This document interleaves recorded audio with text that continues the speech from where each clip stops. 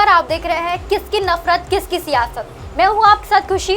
देश की नफरत भरी राजनीति अब सियासी दाव पन्नों में फंस गई है। एक तरफ कोई भारत जोड़ो यात्रा कर रहा है तो दूसरी तरफ कोई अपने देश के हर प्राइवेट सेक्टर को बेच रहा है। कोई अपना राज्य बचा रहा है तो कोई अपनी पार्टी की सियासत को बचाने में जद्दोजहद में लगा है। और यही है हमारी किसकी नफरत किसकी सियासत।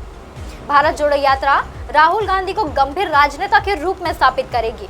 13 नवंबर राजनीतिक विश्लेषकों का मानना है कि राहुल गांधी की जारी भारत जोड़ो यात्रा कांग्रेस सांसद को एक बड़े राजनेता के रूप में स्थापित करेगी और उन्होंने अपनी मजबूत प्रतिद्वंदी भारतीय जनता पार्टी भाजपा का मुकाबला करने में बड़ी मदद करेगी। लेकिन देश के विभिन्न राज्यों से गुजर रही इस यात्रा का स्थायी प्रभाव छोड़ने के लिए इसे किसी एक विशेष मुद्दे पर ध्यान केंद्रित करना चाहिए। तमिलनाडु के कन्याकुमारी से 7 सितंबर को शुरू हुई कांग्रेस की लगभग 150 दिन की यह 3570 किलोमीटर लंबी पैदल यात्रा 7 नवंबर को महाराष्ट्र में प्रवेश करेगी। गांधी के नेतृत्व वाली यह यात्रा 20 नवंबर को मध्य प्रदेश के बुहारना जिले में महाराष्ट्र से प्रवेश करने के बाद लगभग आधी दूरी तय करेगी और यात्रा जम्मू कश्मीर के श्रीनगर में समाप्त होगी। इस यात्रा का लक्ष्य कांग्रेस पार्टी के संगठन के पुनर्जीवित करना है। राज्य में यात्रा की तैयारी की निगरानी कर रहे मध्य प्रदेश कांग्रेस अध्यक्ष कमलनाथ ने कहा है कि भारत जोड़ो यात्रा का मार्ग किसी स्थान पर पार्टी की राजनीतिक कमजोरी या मजबूती को ध्यान में रखकर तय नहीं किया जाता।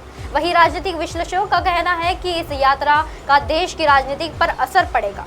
पूर्व केंद्रीय मंत्री असलाम शेर खान ने पीटीआई भाषा से कहा कि यात्रा का भारतीय राजनीति पर बड़ा प्रभाव पड़ेगा। यह प्रधानमंत्री नरेंद्र मोदी की तुलना में राहुल गांधी की गैर गंभीर राजनेता के रूप में चित्रित करने के आरएसआई भाजपा के सुनिश्चित अभियानों की प्रभावी ढंग से नुकसान पहुंचा सकती है और इस यात्रा से राहुल गांधी देश के एक प्रमुख नेता के रूप में उभरेंगे।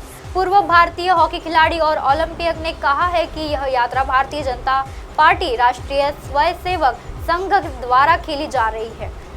विभाजन और ध्रुवीकरण का राजनीति के खिलाफ कांग्रेस की ओर से की जा सकती है। खान ने कहा कि गांधी ने कांग्रेस नेताओं से भारी दबाव के बावजूद भी गांधी परिवार को पार्टी अध्यक्ष के पद से दूर रखने के अपने शब्द पर कायम रहकर खुद को एक गंभीर नेता साबित किया है। पूर्व ओलंपियन ने कहा कि पार्टी अध्यक्ष का चुनाव लोकतांत्रिक तरीके से राहुल गांधी से साबित कर दिया है कि वह भारतीय राजनीति से लंबी पारी खेलने वाले गंभीर राजनेता है।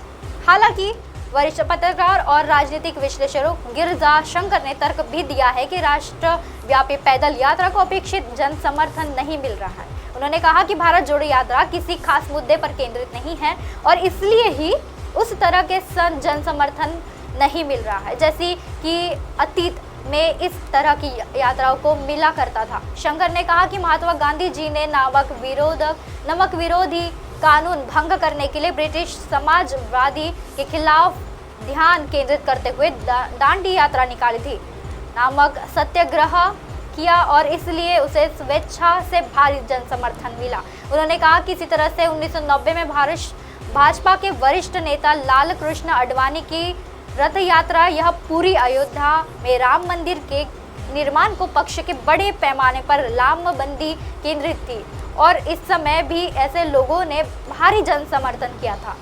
शंकर ने कहा कि कांग्रेस की यात्रा सांप्रदायिकता और नफरत से लड़ने जैसी विशेष मुद्दों पर केंद्रित होनी चाहिए।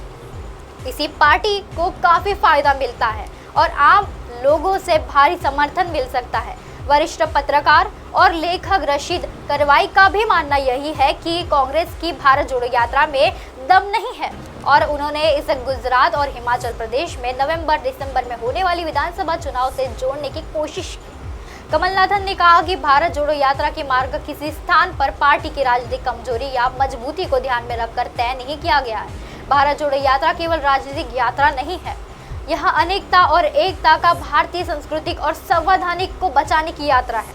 राहुल गांधी ने यह यात्रा निकालने कि इसीलिए सोची क्योंकि हमारी सांस्कृतिक और संवैधानिक संस्थाएं खतरे में है। अब आप हमारे चैनल को अपने मोबाइल पर भी देख सकते हैं। मोबाइल ऐप पर देखने के लिए प्ले स्टोर से MNS न्यूज़ ऐप से डाउनलोड करें। इंस्टा, लिंक, ट्विटर, हाईकुक, फेसबुक और कई सोशल मीडिया के प्लेटफॉर्म पर हमारा चैनल उपलब्ध है। आप इसे यूट्यूब पर भी देख सकते हैं। आप हमारे चैनल को लाइव भी देख सकते हैं www.mnshistory.com पर। फिलहाल वक्त तो चला है दर्शकों ब्रेक का। ब्रेक लौटने के बाद देखिएगा नफरत भरी देश की यह कहानी, यह दास्तां। बने रहिए MNS न्यूज़ पर। नमस्कार।